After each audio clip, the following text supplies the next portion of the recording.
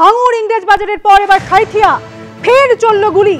বীরভূমে খুন তৃণমূলের অঞ্চল সভাপতি, নিহত সাঁইথিয়া শ্রীনিধিপুর অঞ্চলের তৃণমূল সভাপতি Piyush Ghosh. Point blank range থেকে গুলি করে খুনের অভিযোগ। বাড়ি থেকে 1 কিলোমিটার দূরে রাস্তা থেকে দেহ উদ্ধার হয়। দেহের পাশে দাঁড় করানো ছিল বাইক।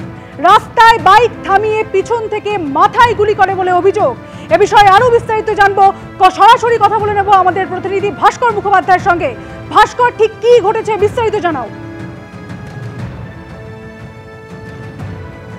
এই মুহূর্তে আমি রয়েছি মৃত পীযূষ ঘোষের বাড়ির সামনে, এবং যেটা জানা যাচ্ছে যে পীযূষ ঘোষ কালকে 12টার সময়, রাত্রি 12টার সময় তার কাছে প্রথমে ফোন আসে, এবং ফোন পাওয়ার পরই পীযূষ ঘোষ বেরিয়ে যায় এবং বাড়ি থেকে ঠিক 1 কিলোমিটার দূরে সেখানেই তাকে খুন করা হয়েছে বলে অভিযোগ উঠেছে। এবং তার মাথার পিছনে গুলি করা হয় পয়েন্ট ব্ল্যাঙ্ক রেঞ্জ থেকে, এবং তার গুলি মাথার সামনে দিক থেকে বেরিয়ে যায়। এই মুহূর্তে আমাদের সঙ্গে রয়েছেন পীযূষ ঘোষের স্ত্রী, তার সঙ্গে কথা বলবো। এই খুন কি জন্য? রাজনীতির জন্য, সব রাজনীতি সব শেষ করে দিল আমার পরিবারকে। আমার স্বামী যে মেরেছে তার যেন শাস্তি হয়, আমার বড় ছেলে যেন সরকারি একটু কিছু চাকরি টাকরি করে দেওয়া হয়। সব কিছু রাজনীতির জন্য হলো। রাজনীতি করতে বারণ করেছিলাম আমি, তাও যেত। সব সময় বারণ করতাম যে যেও না, আমাদের কিছু অভাব নাই, তাও যেত।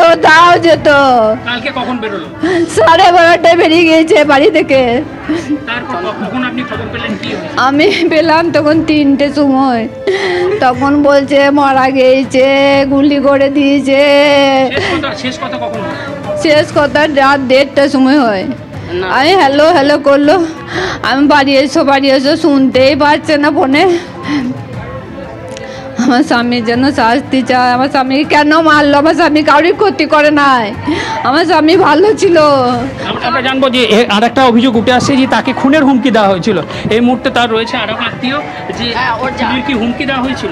অবশ্যই হুমকি দেওয়া। আমাদের দুয়ারে এখানে চিরকুট দিয়ে গিয়েছিল খুনের জন্য, সাবধান করে দিয়ে গিয়েছিল যে যেন বাড়ি থেকে না বেরোনো হয়, তোমাকে এরকম মারাধর করবে এসব বলে গিয়েছিল।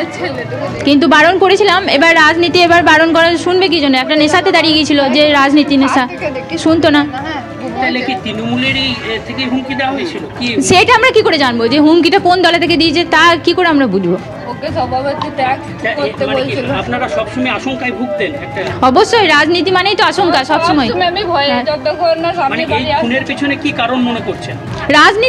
রাজনীতির কারণেই খুন।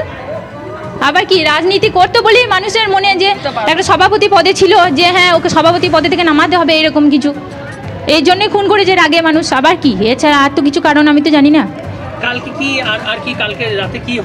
আর কিচ্ছু হয়নি। বাড়ি এসে যেমন খেয়ে দিয়ে আবার গিয়েছিল, ওই তারপরই যা, আর তাছাড়া আর কিচ্ছু হয়নি, ওইটুকুনি। আমরা তো খবর পেলাম তখন ওই তো 2:30 3টে যখন খবর পেলাম।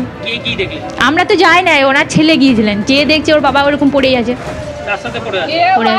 কেউ সাহায্য করছে না ছেলেকে তুলে দেবার, এত ডাকাডাকি করছে, কেউ সাহায্য করে না। ওর শেষকালে ওর বন্ধু এসে, গোপাই থেকে বন্ধু এসে ও দুজনকে তুলাতুলি করে নিয়ে গিয়েছে। কেউ সাহায্য করছিল না। কারা থাকতে পারে আমি কি করে জানবো? সেটা আপনারা দেখুন। কিন্তু একটা জিনিস বলবো যে ওর আগে কি হবে, দুটো ছেলে নিয়ে সংসার কি অবস্থা ছোট, তাহলে ওর বড় ছেলেটা তো দায়িত্ব কিছু তো একটা করতেই হবে, সরকারকে তো ওটা দেখতে হবে। এবার রাজনীতি তো ঘরের জন্য করতো না, প্রায় হুমকি পেতেন প্রায়। এবার আমাদের কাছে যেটুকুনি এসেছিল হুমকি, এবার দাদাকে হুমকি দিত কিনা সেটা ওই দাদা বলতে পারবে। এবার আমরা কিন্তু যথেষ্ট হুমকি পেয়েছি, এমনকি ওর ছেলেকেও বলেছিল মারবো, বাড়িতে শুনেছি। এবার সেই জন্যই বলা যে যেন ওর ছেলের যেন ভবিষ্যৎ গড়ে দেওয়া হয়, নইলে তাদের কি হবে, ওর মায়ের ওর ভাইয়ের কি হবে। ও ছেলের যেন ব্যবস্থা, তাদের যেন শাস্তি হয়, আমরা যেন দেখতে পাই যে হ্যাঁ তাদের শাস্তি হলো, সরকারি কাজ দেওয়া হয়। আমার এখন আর একটা ছেলে আছে, দুধের শিশু, 1 বছর। কারা জড়িয়ে আমি বলতে পারবো না, কারা জড়িয়েছে জানলে তো সবকিছু ভালোই হতো। পুলিশ এখনো পর্যন্ত আপনাদের সঙ্গে যোগাযোগ করেছে? না। তৃণমূলে কোনো নেতা যোগাযোগ করেছে? না, কেউ আসে না। কোনো তৃণমূলের নেতা আসেনি? এই বাড়িতে তো আসে না, কোনো নেতা আসেনি। আসে না। আপনাদেরকে ফোন কেউ? একেবারে ভাস্কর, তুমি আমাদের সঙ্গে থাকো। পরিবারের যেমনটা দাবি, পরিবার যেমনটা রীতিমতো অভিযোগ করছেন যে এই তৃণমূল নেতাকে আগেও হুমকি দেওয়া হয়েছে, তাকে সতর্ক করা হয়েছিল, তারপরও তাকে রীতিমতো হুমকি দেওয়া হয়েছিল এবং যেমনটা পরিবার সূত্রে দাবি করা হয়েছে যে কাল ফোন পেয়ে বাড়ি থেকে বেরিয়ে যান এই তৃণমূল নেতা এবং রাতেই বাড়ি থেকে 1 কিলোমিটার দূরে যে রাস্তা সেখানেই এই তৃণমূল নেতার গুলিবিদ্ধ দেহ উদ্ধার হয় এবং যেমনটা জানতে পারা যাচ্ছে এই নেতার যিনি মারা গেছেন তার দেহের পাশে একটি বাইক পর্যন্ত উদ্ধার হয়েছে এবং অভিযোগ ওঠে যে রাস্তায় বাইক থামিয়ে তৃণমূলের অঞ্চল সভাপতিকে পিছন থেকে মাথায় গুলি করে খুন করা হয়। আমি আবারও চলে যাব আমাদের প্রতিনিধি ভাস্কর মুখোপাধ্যায়ের কাছে। ভাস্কর, পরিবার যেমনটা অভিযোগ করছেন যে এই তৃণমূল নেতাকে আগেও হুমকি দেওয়া হয়েছিল। একদমই, পরিবারের অভিযোগ হচ্ছে 1 বছর আগে তাকে হুমকি দেওয়া হয়েছিল এবং চিরকুট লিখে এই বাড়ির দরজাতে আটকে দেওয়া হয়েছিল এবং সেখানে বলা হয়েছিল যে তুমি রাজনীতি থেকে সরে যাও, তুমি রাজনীতি থেকে না সরলে তোমার কিন্তু বিপদ, শুধু তোমার নয় তোমার ছেলেরও পর্যন্ত বিপদ হতে পারে এবং সেই হুমকি দেওয়া হয়েছিল। এবং একটা জিনিস খুব পরিষ্কার যে এখান থেকে যে রাজনীতির যে কথা উঠে আসছে তার স্ত্রী ওই কথাটা বলেছেন যে এর পিছনে রাজনীতি জড়িয়ে থাকতে পারে, কারণ যেভাবে ঘটনা ঘটেছে সঙ্গে রাজনীতি রয়েছে এবং যেটা আমরা জানতে পারছি পুলিশ সূত্রে এখনও পর্যন্ত এই ঘটনায় 3 জনকে আটক করা হয়েছে এবং 2 জন মহিলা এবং 1 জন পুরুষকে আটক করা হয়েছে এবং তাদেরকে জেরা করা হচ্ছে এবং দেখুন দেখতে পাচ্ছি আমরা যে জামাটি পড়েছিল অর্থাৎ যে অবস্থায় যেভাবে রক্তাক্ত হয়েছে এবং যে ঘটনা আমরা ঘটনাস্থলে যখন গেছিলাম দেখেছিলাম পুরো রক্তে ভেসে গেছে, অর্থাৎ দীর্ঘক্ষণ তার মৃতদেহ ওখানে পড়েছিল। তারপর বাড়িতে খবর আসে এবং বাড়িতে খবর যিনি দেন সেই যেখানে ঘটনা ঘটেছে তার সামনে যে বাড়িটা ছিল সে বাড়ির এক মহিলা তিনি খবর দেন এবং খবর দেওয়ার পর তার ছেলে অর্থাৎ মৃত পীযূষের ছেলে তিনি সেখানে যান এবং মৃতদেহ তুলে তারপর সেখানে বোলপুর মহকুমা হাসপাতালে পাঠানো হয়েছে। এবং একটা জিনিস খুব পরিষ্কার যে পুলিশ এই রাজনৈতিক যে বিষয়টি রয়েছে সেটি তদন্ত করে দেখছে। আমরা যে এই লাভপুরের বিধায়ক অভিজিৎ সিংয়ের সঙ্গে যখন কথা বলেছিলাম তিনি কিন্তু রাজনৈতিক বিষয়টা এড়িয়ে গেছেন, তিনি বলেছেন যে পুলিশ তদন্ত করছে, এটা দুষ্কৃতীদের কাজ, যেভাবে খুন করা হয়েছে অর্থাৎ পয়েন্ট ব্ল্যাঙ্ক রেঞ্জ থেকে মাথার পিছনে গুলি করা হয়েছে এবং কপালের সামনে দিকে গুলি বেরিয়ে গেছে, তাই একদম বলা যেতে পারে যে তর্কাতর্কি হচ্ছিল, এরকম একটা পরিস্থিতি পুলিশ সন্দেহ করছে যে তাকে প্রথমে আটকানো হয়, তারপর সে গাড়ি দাঁড় করিয়ে কথা বলছিল, কথা বলতে বলতে তর্কাতর্কি হতেই এই গুলি চালানো হয় এবং এই পুলিশ কিন্তু এসে দেখে যে বাইকটি দাঁড়িয়েছিল কিন্তু মৃতদেহ যেহেতু তার পরিবার উদ্ধার করে নিয়ে গেছে এবং বোলপুর মহকুমা হাসপাতালে ময়না তদন্তের জন্য। এবং পুরো ঘটনায় কিন্তু একটা জিনিস খুব পরিষ্কার যে পুরো ঘটনায় এখানে এলাকায় উত্তেজনা রয়েছে এবং একটা জিনিস যারা এখানে রয়েছে এই যে আমি কথা বলবো না সঙ্গে যে আপনারা কি মনে করছেন, আপনারা মনে করছেন পুরো রাজনৈতিক ঘটনা, পুরো রাজনৈতিক ঘটনাটা এর সঙ্গে কারা জড়িত বলা যাবে না। এবার ঘটনাটা হয়েছে রাজনৈতিক একটা সভাপতি পদে ছিল শ্রীনিধিপুর অঞ্চলে, শ্রীনিধিপুর গ্রাম পঞ্চায়েতের সভাপতি ছিল, তার একটা আভিজাত্য ছিল, মানুষের সঙ্গে সহযোগিতায় মেলামেশা কাজ করতো এইটুকুই। আর তার যে এবার সেই ফোনে ট্র্যাক করবে পুলিশ তার তদন্ত করবে, এই জন্য পুলিশের উপর আমাদের নির্ভর। এখন পর্যন্ত আমাদের বাড়িতে পুলিশ আসে না।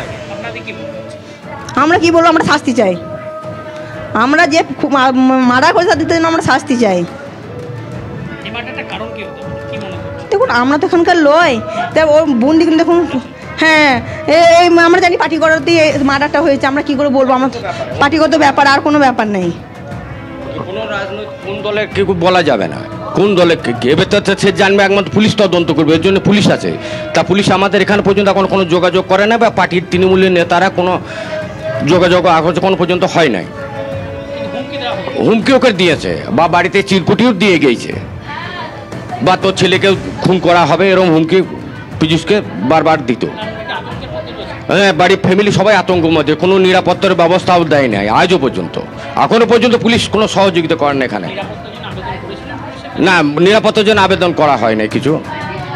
এমনি সচ্ছলতা কোনো তো আমাদের ঝুটঝামেলা নাই বা কোনো কেউ সঙ্গে শত্রুতাও ছিল না। এর ভেতরে কি বুঝবো, তেমন একটা জিনিস খুব পরিষ্কার যে এই খুনের সঙ্গে রাজনীতি রয়েছেন, এটা একদম পরিষ্কার করে দিচ্ছে তার পরিবার এবং তার পরিবারের বক্তব্য যে রাজনীতির জন্যই কিন্তু এই খুন হয়েছে। এবং স্বাভাবিকভাবে প্রশ্ন উঠছে যে রাজনীতি তাহলে কি বিরোধী দল না তৃণমূলের অপর গোষ্ঠী?